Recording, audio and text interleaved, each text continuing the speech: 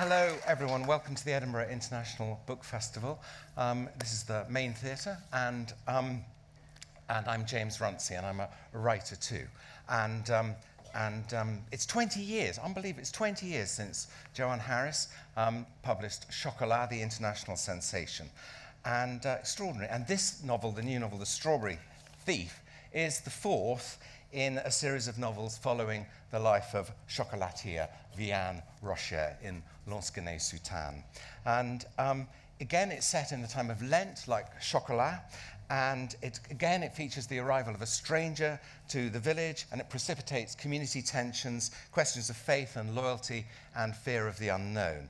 The interloper, the stranger, is a woman called Morgane du Bois, a tattooist with an uncanny ability to know the magic her clients need inked on their skin. And her arrival follows the death of an elderly florist, Narcisse, whose empty shop Morgane occupies. And much to the fury of Narcisse's daughter, who's expecting to inherit, he's left a parcel of land to Vianne Rocher's younger daughter, Rosette, a bequest that leads to a lot of investigations, subterfuge, conflict, tension, anxiety. So it's quite an extraordinary novel. And I get sent novels because, you know, you're supposed to say you love them in advance. So I got sent this in January. And I had 3 or 4 at the time, and I was really struggling with my own novel. So the last thing I wanted to read was this. And but I picked it to annoy you, James. You know this. But I picked it up, and because normally as a writer, I will stop this in a minute, and you can listen to. Normally as a writer, you either love a book, but it's very hard to love a book because you either are jealous if it's good, or if it's bad, you think, why are they publishing this rather than me? So it's very, very hard. So what really struck me, so I picked it up and thought, I'll just give this a go. 4 hours later, I'd finished it. And it's the most wonderful, it's very, very hard to define. It's kind of a folk tale, it's a romance, it's a mystery, it's about the delight and the beauty of storytelling. It's utterly delightful. I can't recommend it highly enough. So please welcome Joanne Harris.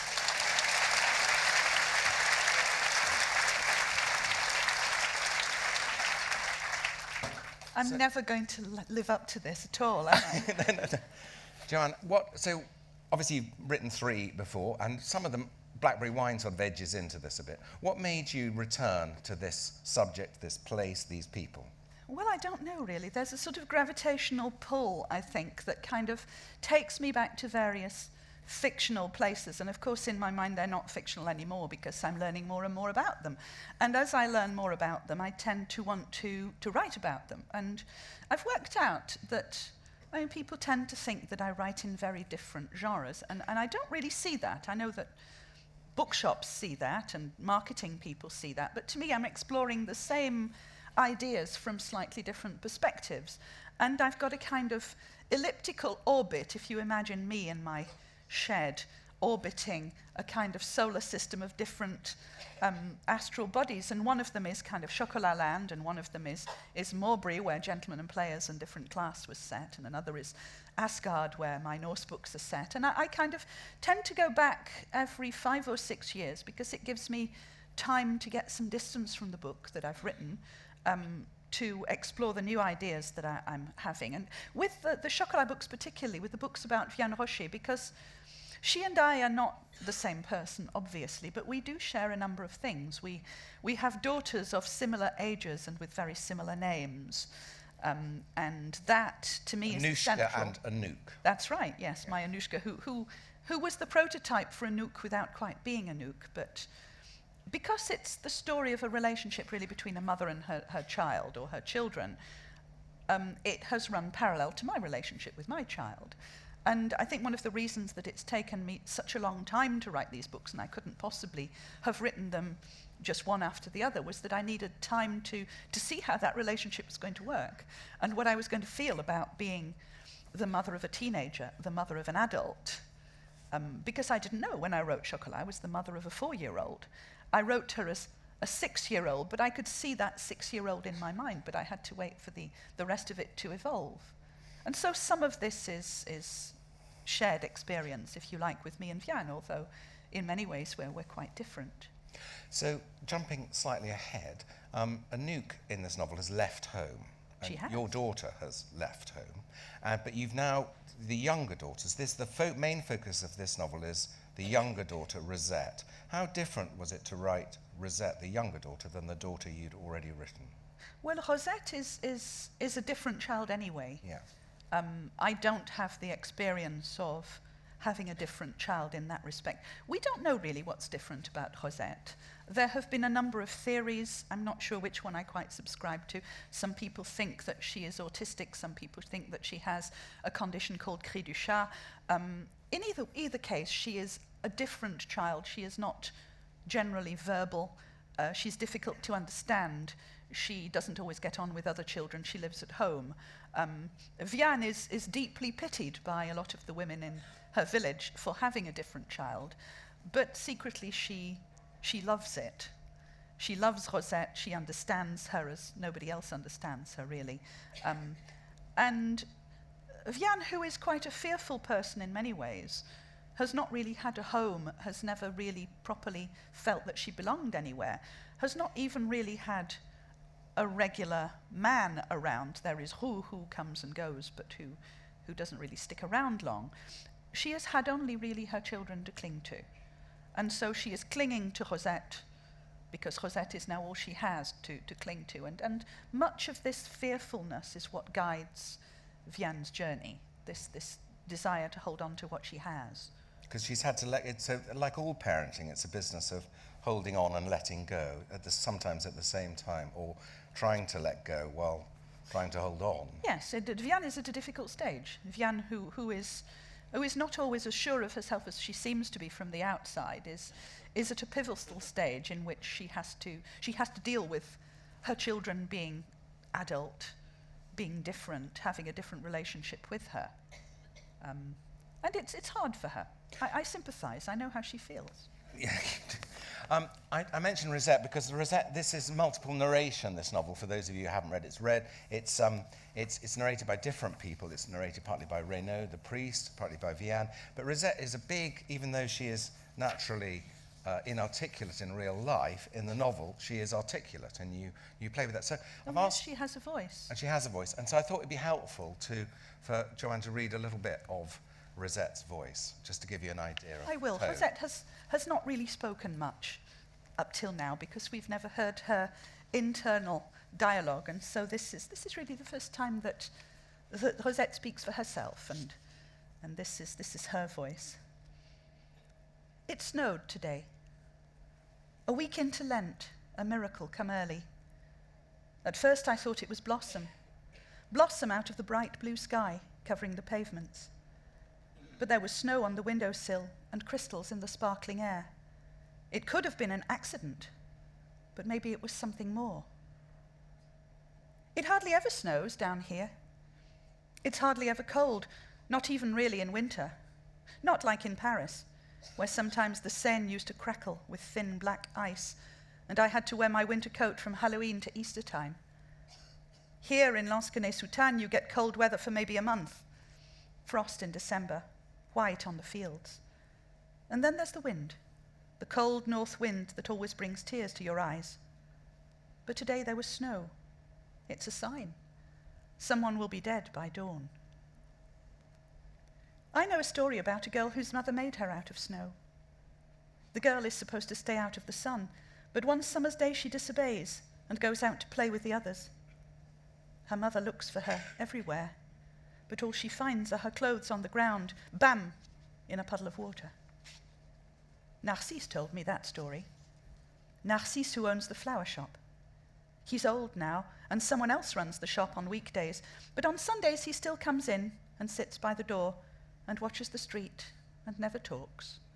Except sometimes to me. He says, "We're the quiet ones, aren't we, Rosette? We don't chatter like magpies." That's true.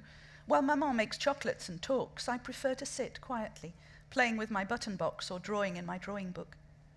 When I was small, I never talked. I sang and sometimes shouted, "Bam!" or made animal noises, finger signs or bird calls. People like birds and animals. People didn't like me much. And so I didn't talk to them, not even in my shadow voice, the one I use when I'm being someone else. Instead, I went into a bird and flew very high into the clouds.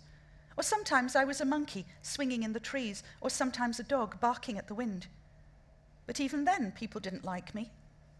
Except for Maman and Anouk and Roux and my best friend, Jean-Philippe Bonnet. But Maman is always working now, and Anouk is in Paris with Jean-Loup, and Roux comes and goes but never stays long, and Jean-Philippe, whose nickname is Pilou, goes to school all week in Agen and doesn't want to play anymore. Maman says not to worry.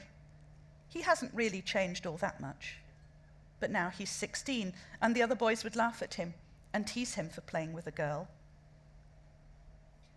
I don't think that's fair. I'm not a girl. Sometimes I'm a boy like Pilou. Sometimes I'm a monkey, a dog. Sometimes I'm something else. But other people are different. Other people care about these things. And of course I can't go to school. The school in Agen didn't want me. They told Maman I wouldn't fit in or talk the way I was meant to. And then there was Bam, who wouldn't behave and makes me shout his name, Bam! And sometimes there are accidents. And so now I learn what I can from books and birds and animals, and sometimes even people. People like Narcisse and Roux, who never mind when I don't want to talk, or when my voice isn't a little girl's voice, but something wild and dangerous. Maman used to tell me the story of a little girl whose voice was stolen by a witch. The witch, who was clever and devious, used the little girl's young, sweet voice to trick people into doing her will. Only the little girl's shadow could speak, but it was rarely ever sweet. Instead, it only told the truth, and sometimes it was merciless. You're like that little girl, Maman said. Too wise for fools to understand. When the snow began to fall, Maman was working in the shop, making Easter chocolates.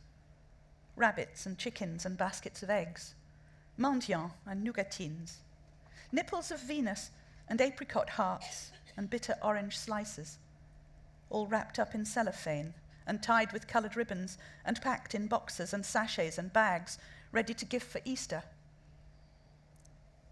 I don't like chocolates very much. I like hot chocolate and a chocolate croissant, but I don't want to work in a chocolate shop. Maman says everyone has something. With her, it's making chocolates and knowing which one's your favourite. With Roux, it's making bird calls and being able to fix almost anything. With me, it's drawing animals. Everyone has an animal, a shadow of their true self. Mine is Bam, a monkey. Maman is a wild cat. Roux is a fox with a bushy tail. Anouk is a rabbit called Pantoufle. Pilou is a raccoon. And Narcisse is an old black bear with his long nose and his shuffling walk and his little eyes filled with secrets. Some people think Bam isn't real. Even Maman calls him Rosette's imaginary friend, especially to people like Madame Drou, who can't even see the colours. That's because Bam can be naughty. I have to watch him all the time. Sometimes I have to shout at him, Bam! To stop him from causing an accident. The priest was standing outside the church, looking surprised at the falling snow. The priest's name is Francis Renaud. I didn't like him when I first came, but now I think perhaps I do. And Renaud means fox, which is silly, because anyone can see he's really a crow, all in black, with his sad little crooked smile. But I do like the church. I like the smell of polished wood and incense. I like the coloured window glass and the statue of St. Francis. Renaud says St. Francis is the patron saint of animals who left his life to live in the woods. I'd like to do that. I'd build myself a house in a tree and live on nuts and strawberries. Maman and I never go to church. Once that might have caused trouble. But Renaud says we don't have to go. Renaud says God sees us and cares for us wherever we are. And now, here comes the spinning snow from a bright blue lantern sky. A sign, maybe even an accident. I spread my coat like wings and call, Bam! To make sure he knows it isn't my fault. Renaud smiles and waves his hand. But I can tell he doesn't see the flash of colours across the square. He doesn't hear the song of the wind or catch the scent of burning. These are all signs. I see them all. But I can tell he doesn't know. Snow out of a clear blue sky. Someone will be dead by dawn.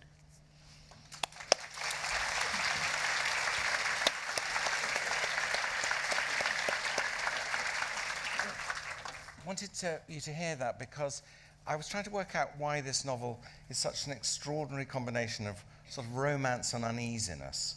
There's a sort of uneasiness that stops it being sentimental.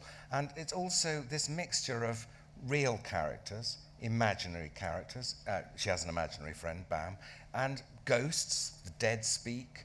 It's that you bring everything into this imaginary world and you combine the imagination with a sense of reality. But there's an uneasiness. Is that something you're deliberately seeking out? I'm not sure if I seek it out or whether I just feel it all the time. It's difficult to know. I think when I was a child, I was a bit like Rosette in some ways. I could see things that other people didn't see, and I kind of took it for granted that they could see them.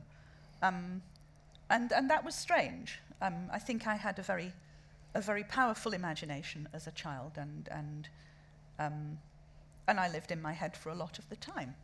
I also have had synesthesia, which meant that it still means that basically, I can smell colours, and as a child, I didn't realise that was a thing that other people couldn't do. I mean, for instance, that table smells quite distractingly of something which is sort of, it's a kind of weird vanilla diesel kind of smell. It's not entirely unpleasant, but it's there all the time when I look at it, and it's slightly distracting. And as a child, I used to say things like, I like the chocolate one, when I meant the red one, because to me red smells of chocolate. And nobody understood what I meant. And I found it very frustrating that people were so stupid that they didn't know what I meant, that red was chocolate, because to me it was obvious. And so I've tried to sort of bring a little of that into Rosette's experience. But I also think that imagination is a powerful thing. And with children particularly, children who are not always able to properly articulate what they feel, they often filter their experience through imagination, which is, I think, why children do have imaginary friends. Very often, it is much easier to articulate what you feel when there is another person to be allowed to voice the thing that you want to say. So Bam, who is Rosette's friend, expresses many things that Rosette can't express, or doesn't want to, or is afraid to, or feels are forbidden. When I started to read, when I'd read Chocolat and the others, I always thought, well, I know this, I know what's going on here. Vianne is very much like Joanne, she's got a daughter and everything, and I thought this is very much a mother's point of view, the first three, and you're very, very strong ones. But now I kind of think you've become the children. You're more in the heads of the children than you are in the head of Vianne. Well, I think I'm in both places. I'm exploring different things. I think I've often felt a bit reluctant to keep revisiting Vianne just on her own, because Vianne isn't a single story. Vianne is several stories coming together. And I've always thought that at some point, I would tell Anouk's story or Rosette's story as well, so that those characters are not just attached to Vianne and serving Vianne. They have to be real. They have to be allowed to grow and go in their own direction. And I think, inevitably, because I'm also the parent of a daughter who has left home, who has got married, who, at the time of writing this book, was planning to go and live abroad, a lot of that came into the story as well. And so I was trying to look at it from multiple perspectives. I wonder, 3 or 4 years ago, we sat on this stage and talked about Loki and the Norse myths, and you talked earlier about stories circling around. And I just wondered whether the playfulness of the Norse god Loki has come into this novel a bit, that the Norse myths, your novels influence each other a bit. Oh, I think they do. I think they have to, because the things that I write, regardless of what genre they're in, reflect the things I'm interested in and the kind of characters that I'm interested in. And Loki is very much a troublemaker and a catalyst for things to happen, a catalyst for stories. in very much the same way that Vianne Rocher is a catalyst for things to happen. I have often said that Chocolat is basically the plot of A Fistful of Dollars. A stranger blows into town from nowhere, picks a fight with the local man in the black hat, who in this case happens to be wearing a priest's soutane as well. There is a showdown, and then blows out again. It is a very similar kind of thing. And the idea of the troublemaker from elsewhere is a very strong recurrent theme in my stories. Loki is another troublemaker who comes from elsewhere. And guess what? He ends up in the same kind of small community, patriarchal community that Vianne Rocher ends up in, and ends up inadvertently causing the same kind of trouble, although Loki is much more of a kind of deliberate negative influence, and Vianne is trying very hard not to be. So in this novel, the person that breezes into town is called Morgane Dubois, who inhabits the florist shop and takes it over, and she opens a tattoo parlor. Morgane Dubois. Morgane, possibly a hint of Morgan Le Fay, Dubois of the wood. But tell us a bit about her, this sort of enchanted, mysterious figure who comes in, and they can't quite make her out, and she also has a very peculiar physical characteristic. Yes, well, what I felt, rightly or wrongly, with this book was that I was somehow closing a circle. This doesn't necessarily mean that I won't write stories about these characters again, but to me, the whole story of Chocolat and Vianne's journey seems to have come round. Possibly it was because when I was writing this book, I was also recording the audiobook of Chocolat, and I'd never done that before. And it made me revisit that story and some of those characters, and it made me understand that there were certain things that needed to be properly explained and resolved. But there was also the idea that Vianne's journey takes her to places where she meets people who either represent some facet of her, sometimes a facet that she's not comfortable with, or give her some kind of antagonistic pressure which moves her on to another phase in her development. So in The Lollipop Shoes, she meets one of my favorite villains, a lady called Zosie de l'Alba, who is basically a kind of evil version of herself. In Peaches for Monsieur le Curé, she meets a woman who challenges her in a number of unexpected ways, a Muslim woman in a veil. In this one, she meets Morgane, who is almost the Vianne Rocher of nearly 20 years ago. She arrives in the village in very similar circumstances. She opens a shop in similar circumstances, and her way of dealing with people is not entirely dissimilar to Vianne's way of dealing with people. She has a profession which is in many ways as old, as loaded with folklore, and also as loaded with prejudice and fear as that of chocolate making. She runs a course parallel to Vianne, but Vianne is in a different place now. And Vianne feels quite threatened by Morgane, possibly because of the history that she's had with other people like her, possibly also because she is coming to terms with her own identity, and seeing somebody so like the woman she was is, again, challenging in quite an uncomfortable way. It takes us a while to understand what Morgane is. And I don't really want to tell you too much about that, because I'd like you to explore it for yourselves if you haven't already done so. But Morgane is visually striking, and she has no feet. She is an amputee. She walks on prosthetic feet, and this fascinates Rosette, who thinks it's just wonderful. And other people have different reactions to this. And Morgane is a tattooist and an artist in her own right, and a little bit like Rosette, who has this capacity to draw things that represent other people, that to her portray other people in animal form. Morgane has the capacity to understand what kind of skin art will serve people best. So in a way, she is using a version of Vianne's chocolate making magic, but Vianne obviously sees her as a threat, and perhaps is right to in some ways. And I wonder if this lack of feet means that she can't be pinned down. You know, that there's a weightlessness to her. There's a feeling that she could, and you actually play with ideas of flight and people flying into town, flying away. People are crows, people are different animals. You know, there's this idea of flight and instability, and this woman embodies that instability in many ways. She does. And to people who know the lollipop shoes, the idea of shoes and feet was quite important in there. Zosie, who was a very toxic, negative character underneath her superficial charm, had the capacity to judge people by the kind of footwear they wore. And I know now that you're always looking, you're now looking at my running shoes.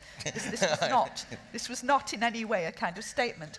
But yes, the fact that Morgane doesn't have any feet, I mean, when I was writing the book, I wanted to suggest that Morgane might be some aspect of Zosie who disappears at the end of the lollipop shoes in quite a sort of ambiguous way. The idea that she might be some version of Zosie come back to finish what she started. And so I wanted to hint at that. But there are also lots of folkloric references that I wanted to pull into the story. There is a Chinese folkloric saying, "Evil has no feet." And this is one of the reasons that there was a general belief in ancient China that demons didn't have any feet, and therefore you could stop them entering a building if you put a great big sill on the door, which is why when you go into Chinese temples the sills are so high, because the demons weren't able to step over them and therefore wouldn't be allowed to enter. And there's a lot of kind of toing and froing between Vianne and Morgane, a sort of uneasy relationship. It's often hard to meet yourself, which is why I think Vianne finds her so difficult to understand and to deal with. And you're meeting yourself in your fiction to some extent. To some extent, I think always. I think writing fiction is very often a dialogue between the author and the story and the characters. I think if that dialogue's not going on, then I don't see how there can be a connection between the author and the characters in the story. So there are two main thrusts in this narrative. One is, well, I think there are two. Joanne, you may tell me there are 10, but as far as I'm concerned, there are two. So there's the arrival of this stranger, Morgane du Bois, and there's this legacy. Narcisse leaves this wood to Rosette. And why he does that is the kind of impetus of the novel. He is dead, and there's an uncovering of why he does this. And so the past crimes, past misdemeanors, past things, are always present. So this idea of a tension between past and present, memory and desire, all these tensions seem to run through the novel. So these characters, what's impressive, I think, is the way in which the characters carry this fear of the past into their fear of the future. I think that all my characters really generally have quite a lot of past baggage, which they're not always aware of carrying with them, but to me it's something that I often feel that I need to explore in my books, because otherwise I don't understand why the characters are where they are, or what they do, why they do it. I think everybody is obviously a product of the people they have been, the things that they've encountered in the past, the experiences, the memories. And nearly all of the characters that I write have got significant past baggage which they have not quite got rid of. Vianne is one of those people. Renaud is another one. Renaud, who has actually changed quite a lot since Chocolat. In Chocolat, he was frankly a bit of a pain in the ass to everybody, got taught a lesson, and has significantly tried to change. He's not succeeded terribly well in that he's still socially quite awkward, he's quite prickly, but he does feel things differently, he is more tolerant. But he's also got an unresolved event in his past that I go into quite a lot in this book, and I don't want to go into it too much, but people who remember Chocolat very well will probably know what it is. There is an event which has made him who he is. The difficult, uncommunicative, cold person that he is. And that event gets unpacked in this book, and to a certain extent I wanted to bring him to a sort of resolution. But there is also the business of Narcisse, who we don't really know. We've met as a peripheral character in Chocolat and the other books, but we don't really know anything about him. And his entire story comes out posthumously. And it also touches quite unexpectedly for me another story that I wrote called 5/4 of the Orange, where characters in that book visit characters in this book, which makes me think that consciously or unconsciously I am kind of joining the gaps between all the books that I've written with other stories, so that I'm expanding the world in a way that at some point will allow me to step back from a completed canvas and say to you, here folks, this is what I was doing, and you'll all go, oh wow. Yes, I know. It's just a complicated ruse to make us read them all again, isn't it, really? Yes, well, before I move on, then I should ask, have you had an overall grand plan? No. And have you had to change your mind? Have you closed off some possibilities or left everything open for you to? I mean, Chocolat was 20 years ago. So, do you have to go back and check in Chocolat? Can you remember it all? Oh yes, I think reading it aloud for that audiobook was a huge help to me, because it allowed me to revisit that voice, which is my voice, but it's my voice 20 years ago, and so it has changed a little bit. And therefore Vianne's voice has changed a little bit too, because she has gone through all these experiences, and inevitably she is not quite the same person. It was very interesting, because I don't generally read my books after I've finished them, so I hadn't actually read Chocolat for nearly 20 years. How did you find it? Well, it was interesting. I thought to myself... Do you think it was any good? Well, do you know, honestly, yeah. I thought... one of the things I thought was, if I was writing it now, I'd take out some of the adverbs. The rest of it, there were a lot of things that I recognised in there that I hadn't really been aware of putting there in the first place. And it's not just middle-aged memory issues here. It was actually, because I write very much... I write on a kind of unconscious level a lot of the time. Ray Bradbury used to have on his typewriter a little note that said official Ouija board, which suggests that he and I may have had quite a similar process. I just write the things. I don't often think about them much until after they've been written. And in this one, I realized how much anxiety there is from Vianne, how much kind of anticipation there is of loss. And I found it interesting to identify that in something that I had written as the mother of a 4-year-old, already anticipating that 4-year-old at some point would be an adult and would leave. And I thought, this is just weird. This is actually the Ouija board in action. Something has to come of this. And so, in a sense, it did shape the story of this book, and pulled certain things in that maybe I wouldn't have pulled in if I hadn't revisited the book at that time. I do think that I do tend to work on a sort of principle of synchronicity, whereby I have a kind of general idea of the trajectory of a book, but a lot of the time I just wander around more or less blindfold, pulling in things to the story to see if they work. And usually ideas come when ideas are supposed to come. They don't get planned a lot in advance, because to me that would kill the organic growth of the book, if you like. It's also partly laziness, obviously, but... No, you're not lazy.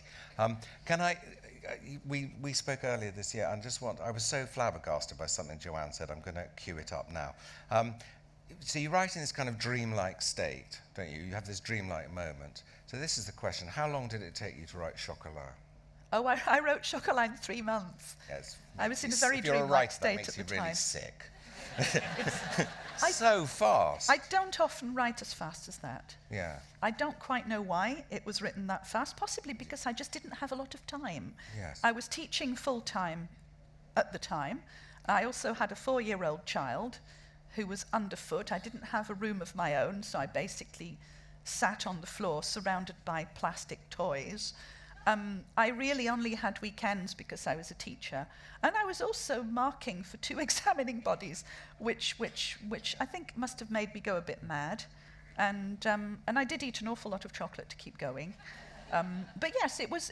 I kind of wrote it in one of those rare moments of frenetic creative energy. I don't get them very often.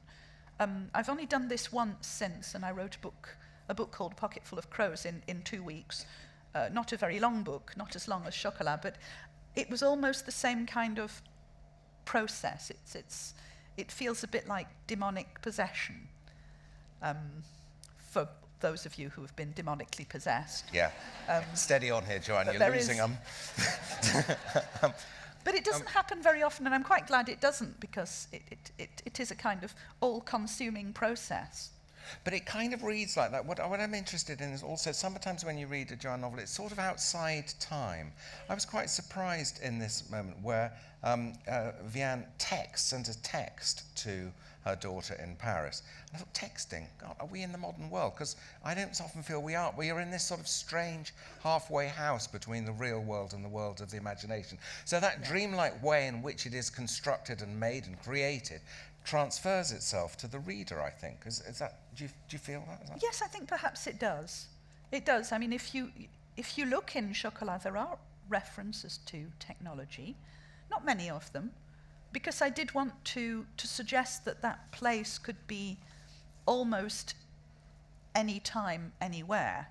Yeah. But yes, occasionally you get elements of technology popping up. It happens quite a lot in the Lollipop Shoes, because that is set in Paris, and therefore it's more obvious that there is, to me, the books that I write that are set in towns rather than in rural places have a different vibe, and to me there's a kind of a veil between the town and the country, and people are aware of this, and in rural places things happen in a slightly different way, and there's a slightly different potential for things that are not quite real to happen.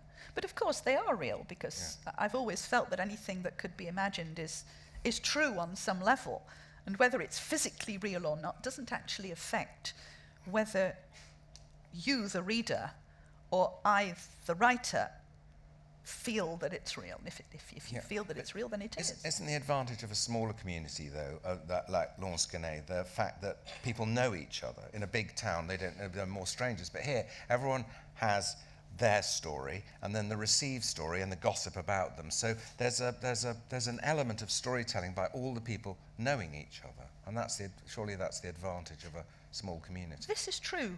But I think that all my books are really written about small communities, even the ones that don't seem to be set in small communities.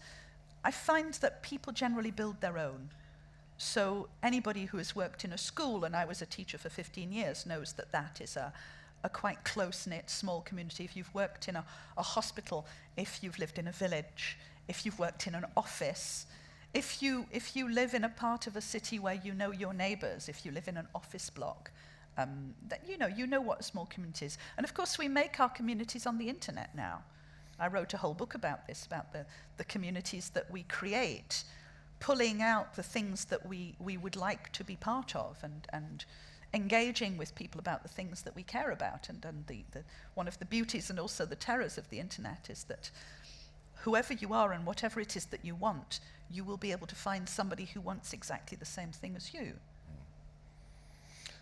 You have a very big presence on the internet, but maybe we'll come on to that in question time. The key thing to me is storytelling, and you said something to me last night, so I'll ask you this question. When did you first start to tell stories? Oh, I told stories very, very young. Before I could read, I think. I found reading quite difficult, and it took me a while to understand how it worked. And before that, I was already telling stories. I would go to bed and close my eyes and tell stories, because I couldn't read, and beyond a certain point my parents wanted me to go to sleep, and so they wouldn't read to me. And I remember going to bed and listening to the credits of Coronation Street through the floorboards and telling stories then. So I mean, I must have been maybe 3 or 4. And I told stories that kind of replicated the stories that I liked, and when I did learn to write, I would write sort of pastiches of the stories that I'd loved, and continuations of the stories that I'd liked, because I didn't understand why stories had to end, and then you didn't know what happened next, and so I would write what happened next. and many of those stories have found their way into my books in one form or another. You know, I was telling stories about Norse gods from the age of 7 or so because I just felt genuinely that there weren't enough good stories about Norse gods, and somebody just jolly well needed to write some more and bring them all back from the dead. And what was this Ragnarok stuff where everybody dies? That has to go. So yes. I can't remember. Are you an only child? I was until my brother was born. My brother was born when I was 10, so I had 10 years of being an only child, and then I had a brother who, because there was such a big age gap, never really felt like a sibling. Because my parents both were teachers and didn't have a lot of time, and because my mother considerately had my brother over a weekend so that she wouldn't have to take any time off from being a teacher. Yeah, I know. I ended up doing a lot of the childcare for my brother, which is partly why I felt that we weren't really quite siblings, and also partly why he grew so large, hopefully to try and get away from my malignant presence. No, not at all. I'm only asking about stories because the power of this novel is about storytelling and the nature of stories and stories in the past.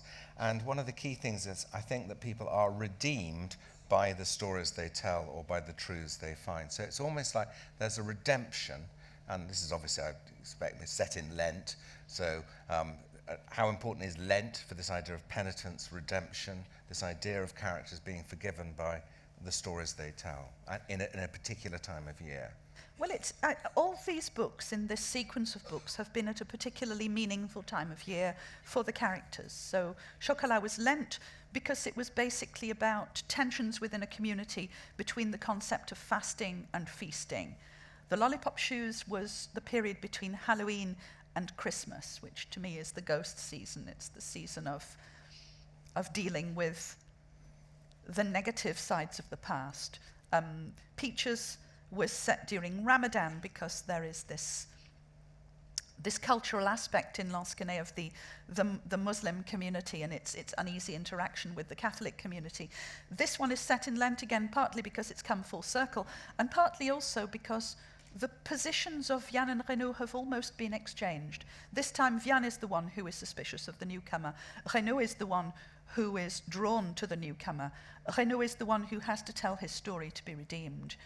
Vianne is the one who has to let go of something to move on. And so they've changed places, and I wanted to draw those parallels so that it would be obvious. But it's also an interesting period anyway in folkloric terms. Why is this business of fasting and feasting so important across so many cultures? Why are so many stories associated with that? Why do we still feel the importance of these narratives which come to us from all sorts of places, from a religious perspective, from a folkloric perspective, from a superstitious perspective? But generosity, I think, is another key thing. You need to... Do you think your characters need your generosity and also your forgiveness? Mine or the readers? Well, both. Both. I think it depends. I mean, I can't speak for readers because everybody sees books in such a different way and interprets the story in their own way to serve themselves. With me, I think it's important to make a connection, even with characters that don't seem particularly likable. I've written a number of quite seriously unlikable characters, but most of them I have felt some affection for in spite of their faults because I have tried to understand them, I've tried to explain them. And I think if I understand a character, even one that's, that is initially unappealing on a personal level, then it helps me get into their story. I find people interesting. I'm not interested particularly in dealing with binaries, with this idea that somebody is all good or all bad. I think that everybody is connected by more shared experiences than they know. Mm. And it's quite interesting as a storyteller to go into that and to see two people who seem to be polar opposites actually find a lot of common ground. Mm. But you have to, for an unlovable character, you have to find out what makes them unlovable, haven't you? Quite. And are lovable people as lovable as they seem and as lovable as they present? Well, everybody has secrets. the secrets are usually an important part of the story for me, which is why this book is all about secrets. It's all about who is Morgane, why has Narcisse left his strawberry wood to Rosette, why has he left his confession to Renaud, because Narcisse is not a Catholic, hates Renaud, despises the Catholic Church, and yet he's left him this enormous manuscript, which Renaud takes actually quite personally. He takes as a sort of a kind of move against him by the dead Narcisse to make him read something that he doesn't want to read, knowing that he is duty-bound to do it and therefore will. And this is how we get the story. And the story is passed around like a parcel to a number of people who will use it and identify the bits that they need and interpret it in different ways. In the same way that you will all read the book in a slightly different way and find different things that I may not have put there, but which you will have found anyway, which is actually one of the great things about books. It's always quite difficult sometimes to talk about novels because you have to talk about them a bit, but then not give away what's happening. So it's a bit confusing. But I've got one last question before you must ask some questions, which is, what have you learnt from writing this book? So many things. I think you might need to ask me in another 20 years because I'm still unpacking some of the things that I've learned. I mean, in practical terms, I learned quite a lot about the art of tattooing. I learned quite a few things about myself as a parent and the things that I have felt, which I've cleverly projected onto somebody else, so you can't prove that I felt any of it at all. It was quite a cathartic experience, I thought. I think at the time I was going through a quite similar experience to Vianne's experience, this idea that the little person who was in your orbit for such a long time is now an adult with full agency, and you can't treat them like a child anymore. So how do you treat them? What happens between you? And that was something that I found quite interesting to explore in fiction, because you know what I was saying before about some things can only be articulated via your invisible friend. That goes for adults too, and writers. Sorry, obviously one more. Has Anushka, your daughter, read this book? I don't know. Do you want to find out? She'll read it if she wants to read it. I'm very happy either way. I don't think in many ways she has to read it. She knows what's in there already. Well, she is getting a lot of tattoos, though. The latest one that she got is on her leg, and it's a sort of branch of blackberries and blackberry leaves. It's rather pretty, but it's also a change.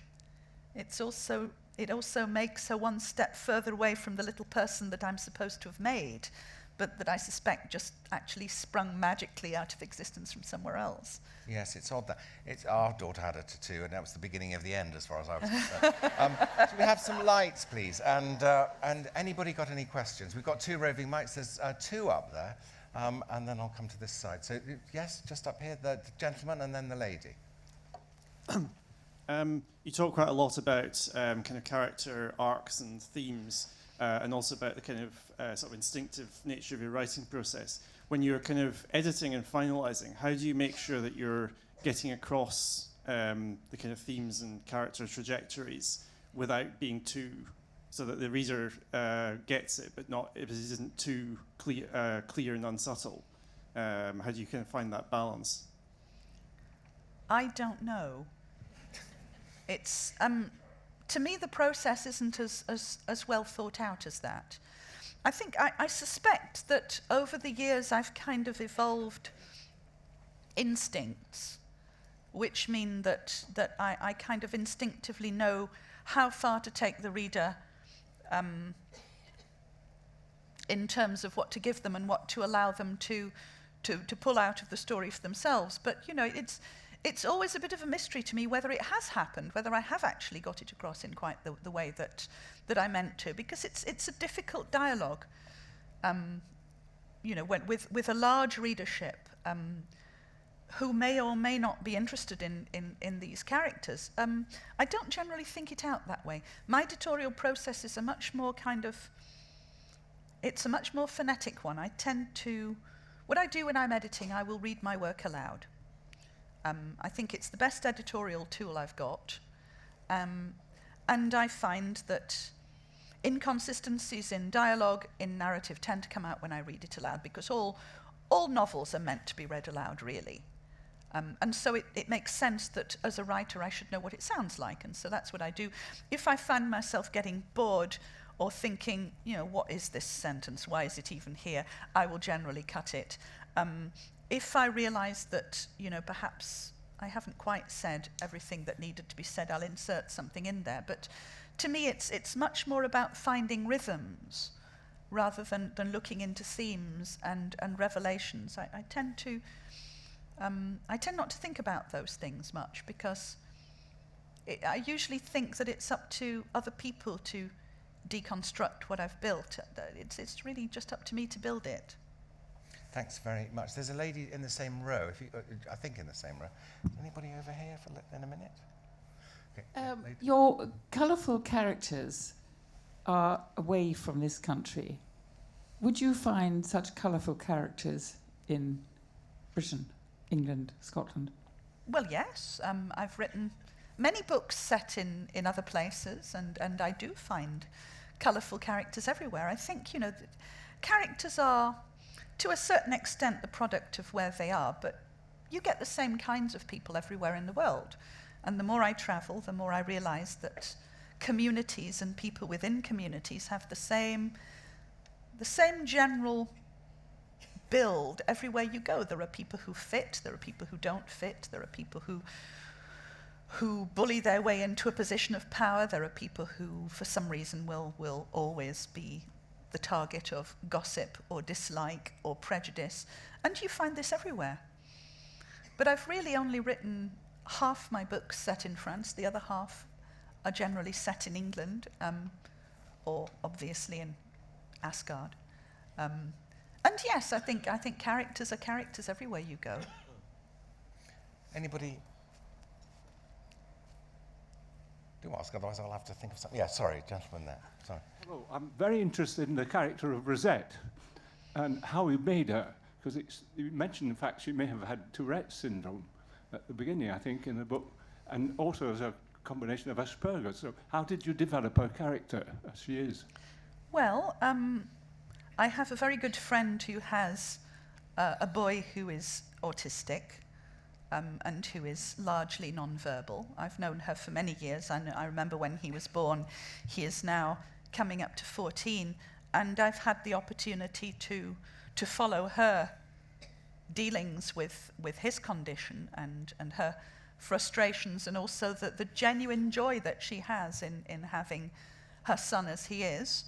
I have another friend who is an author called Cathy Lett, who also has an autistic son, although he has a very different form of autism. When I was a teacher, I dealt with a handful of pupils who had Asperger's syndrome, and was able to see how different they all were from each other. So there's been a certain level of observation, I guess, although I'm not quite writing from the same perspective that I was when I was writing Anouk. And I just think they are such... It's interesting to have different people in my stories. It would be a much duller affair if I didn't bring in the interesting people that I've met in my kind of travels and my interactions, I suppose. Great. Time for one more.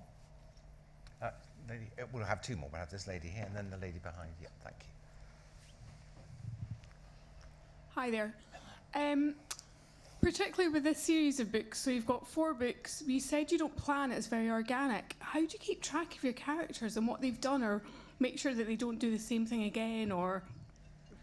Because I couldn't do that in a month of Sundays, so... Well, I think that with me, it's because I don't really think of them as being characters at all. With me, you might as well ask me, how do I keep track of my friends? and the things that they have done. I keep track because I remember them, because to me they feel more than just characters. They feel like individuals with identities and experiences, and I don't know everything about them. I still don't know everything about them, but I am hoping to learn more. I don't want this to sound sort of fey and woo, but I think if an author doesn't have a fundamental belief in the agency and the reality of their characters, then they are never properly going to get an audience to believe in them either. And so that is basically what I try to do.